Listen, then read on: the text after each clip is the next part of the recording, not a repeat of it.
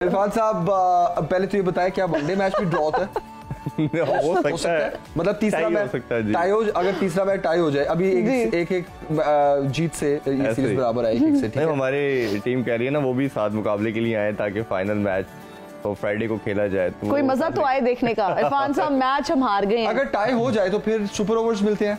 ODI में नहीं होता। अच्छा, ओडीआई में नहीं क्या होता है? बस फिर लिख लें, फिर इधर लिख लें फिर तीसरा मैच टाई होना है। जैसे टेस्ट सीरीज हमारी ड्रॉ हुई, दोनों टेस्ट मैचेस हमारे ड्रॉ हुए, इस तरह हमारे वनडे मैचेस 3 मैचेस की ये सीरीज है, तो 3-1 से अब बराबर हो चुका है। तीसरा टाई होगा तो हमारा ओडीआई भी। जमील, आपकी बहुत बातें और दुआएं कबूल होती हैं। ऐसा बहुत मुश्किल है। अच्छा इरफान साहब, वैसे कल क्या हुआ? मतलब बाबर आजम ने जितने मर्जी रन्स बनाए, मतलब कोई फायदा उनके रन्स का भी ना हो पाया।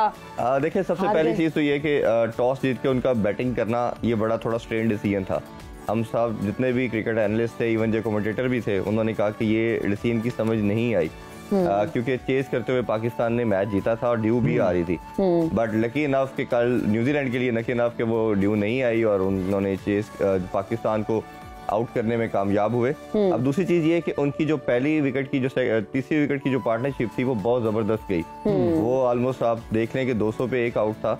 केन विलियमसन जो है 85 पे आउट हुए और कॉनवे ने बड़ी शानदार 105 की इनिंग्स खेली।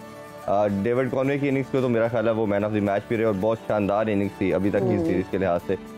अब उसके बाद फिर हमने कमबैक किया, नवाज ने 4 आउट किए, बड़ा जबरदस्त किस्म के स्पेल किया। बॉल जो है वो एक्स्ट्राऑर्डिनरी ग्रिप और स्पिन कर रही थी, जो नॉर्मली कराची के अंदर इतनी ज्यादा स्पिन हमने देखी नहीं। फिर वही चीज, पहली हम चीज पे आ जाएंगे जो टेस्ट पे बात करते रहे कि हम अपनी कंडीशन को यूटिलाइज नहीं कर पाते, दूसरी टीम जो है ओपोनेंट वो कर पाती है। बिल्कुल, तो ये एक बड़ी स्ट्रेंज चीज है। अच्छा, फिर जब हमने समहाउ उनको कर लिया, फिर हमने लास्ट 1-2 विकेट से बड़े रन कंसीड करवा लिए और 262 तक ले गए रन। फिर भी मेरा ख्याल है कि बड़ा एक अच्छा टोटल था चेस करने के लिहाज से। लास्ट टाइम हमने 255 चेस किया था, तो कोई बड़ा मुश्किल टोटल था नहीं। फिर अगेन जब हम बैटिंग करने आए तो दोनों ओपनर बिलो 10 आउट हो गए, 0 पे फखर और फिर इमाम भी जल्दी 6 पे आउट हो गए।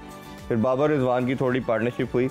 अब बाबर की, जैसे आपने हिना क्वेश्चन पूछा, तो बाबर के पे यही एक प्रॉब्लम आ रहा है जो उन पे क्रिटिसाइज हम कर रहे हैं। कैप्टनसी पे एक सेपरेट क्रिटिसिज्म हो रहा है। दूसरा, उनकी बैटिंग के ऊपर जो क्रिटिसिज्म होता है कि उनका स्ट्राइक रेट बहुत स्लो होता है, T20 में भी, ओडीआई में भी। अब उन्होंने एक सबसे स्ट्रेंज चीज जो मैंने नोटिस की, एक तो उन्होंने 100 ऑलमोस्ट 10 बॉलों पे 75 की, स्ट्राइक रेट बहुत लो था, जो कि ओडीआई की या सर्कमस्टांसेस में नहीं सूट करता।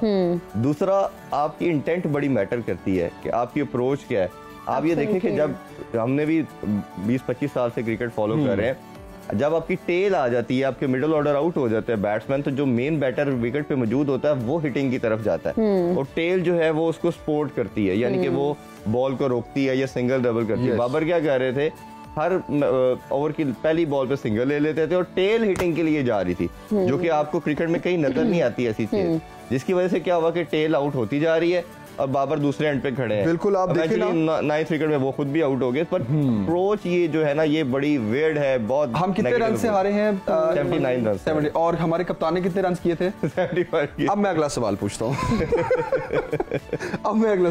हूँ। आपका न्यूजीलैंड ने टॉस जीता और बैटिंग का फैसला किया, आपको उनका बैटिंग का फैसला कैसा लगा?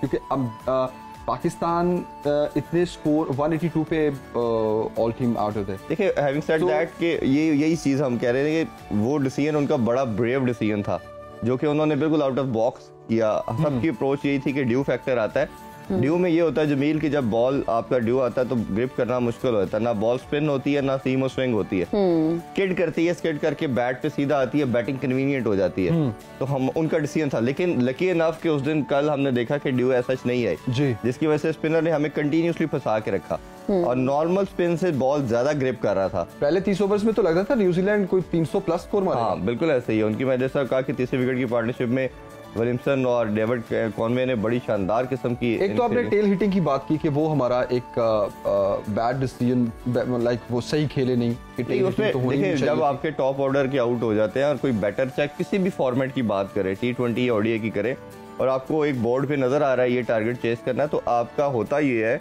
जो मेन बैटर होता है वो हिटिंग करता है और वो टेल को साथ लेके चलता है, जितना आप लंबा करें इनिंग्स को। और बाबर उल्टा कर रहे थे कि बाबर पहली बॉल पे सिंगल लेके टेल को खिला रहे थे और टेल हिटिंग करने के लिए जा रही है। जैसे हम नवाज की बात करें, नसीम शाह की बात करें, हारिस रऊफ की बात, जितने भी टेल आई, उसामा की बात करें, सब ने हिटिंग की और बाबर दूसरे एंड पे खड़े होकर देख रहे हैं। फिर बाबर की कप्तानी का अब क्या बनेगा? ये आपने बड़ा अच्छा क्वेश्चन किया है। ये प्रेशर कप्तानी का ही था somehow कि एक तो पहले भी वो खैर इसी तरह की क्रिकेट खेलते हैं, बट कल जो मुझे ज्यादा मैंने क्लोजली देखने की कोशिश की, उनको था कि किसी तरह मेरी परफॉर्मेंस डिक्लाइन पे ना आ जाए, मेरे रन कम ना हो, मेरे पे कोई क्वेश्चन मार्क ना करें। बट बाबर ये चीज भूल रहे थे, टीम हारती है तो ये उससे ज्यादा उनके ऊपर ये स्टिग्मा अटैच होगा, ये टैग उनके ऊपर आएगा कि आपकी कैप्टनसी में पाकिस्तान हारा। बिल्कुल, बाबर को मेरा ख्याल है इसमें कोई शक नहीं है, बाबर हमारे हीरो हैं, लेकिन अच्छी कैप्टनसी जो है वो भी बहुत जरूरी है। गेम अवेयरनेस, आपकी जीत मैटर करती है। अगर आप थोड़ा सा रिकॉल करें, अगर हम देखें तो हमें बेतहाशा इनिंग्स पहले इंजमामुल हक की, फिर अब्दुल रज़ाक की नजर आएंगी, या उससे पहले ग्रेट लेजेंड जो मियां दाद की नजर आएंगी।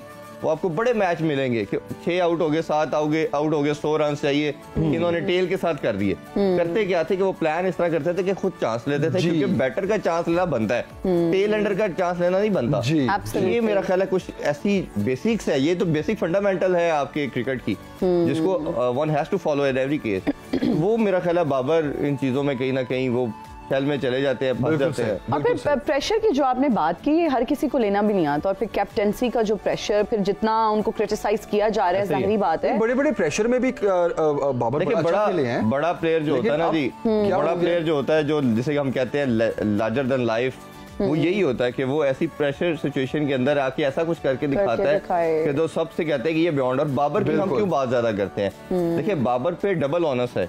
एक तो उनके ऊपर रिस्पॉन्सिबिलिटी एज ए प्लेयर की है, बेस्ट बैटर होने की, दूसरा जब आप कैप्टन आ जाते हो तो आपको कैप्टन होने की हैसियत से सारा ऑनस आप पे आ जाएगा कि आपने लीड फ्रॉम द फ्रंट करना है। बिल्कुल, अगर आप वो चीज नहीं करके दिखाएंगे तो पूरी टीम को मैसेज क्या जाएगा, वो नहीं जाता। आप अपने एक्शन ऐसे करके दिखाते हो कि पूरी टीम है उसको वो बिल्कुल। लेट्स सी तीसरे मैच में अब क्या बनता है, फैसला कुन मैच होगा, जुमे को होगा। आपने तो अपना फैसला सुना दिया इरफान सईद साहब, बहुत तीसरे मैच के हवाले से हम देखते हैं। अल्लाह ना करे ऐसा हो, ये रिकॉर्ड करके रख लेंगे हम, फिर उस दिन देखेंगे अल्लाह ना करे ऐसा हो, अल्लाह करे पाकिस्तान वो मैच जीते और 2-1 से वनडे की ये सीरीज अपने नाम करे। इरफान साहब बहुत शुक्रिया, थैंक यू वेरी मच। अब नजरें हैं जनाब तीसरे मैच पे, जुमे को खेला जाएगा कराची में, फैसला कुन मैच होगा। लेट्स सी इस सीरीज का क्या बनता है।